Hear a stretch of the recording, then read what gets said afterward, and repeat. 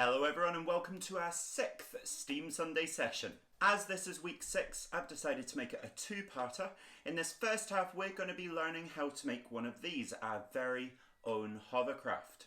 All you'll need is an old CD, a compass, a bottle lid, and gloves if you're using super glue like me, but you can also use a glue gun or other types of liquid glue. Just be very careful if you're using super glue, and please make sure you do so with an adult. So the hovercraft works by creating a layer of air underneath the surface of the vehicle. Hovercrafts are a type of vehicle that can go on land and water because they create this pocket of air underneath them which makes them float.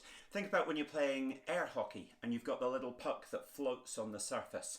That is basically a hovercraft. We need to make sure that the air releases slowly from the balloon. So to do that, we take a bottle cap and a compass and we're going to punch between 10 and 15 holes in the top of our bottle cap. Now, you can use a sports cap as well, and you don't need to punch any holes in that, you just open up the sports cap. But I quite like this way because we're making it ourselves rather than relying on something that's pre-made. Next, again, if you're using super glue or a really strong adhesive, make sure you're wearing gloves. If you do get it on your fingers, wash them straight away.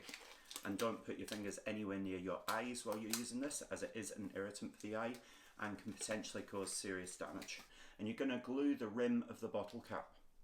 Place the bottle cap in the center of the CD so that it sits over the hole in the middle, and leave it to dry for about 5 minutes. It shouldn't take that long to dry.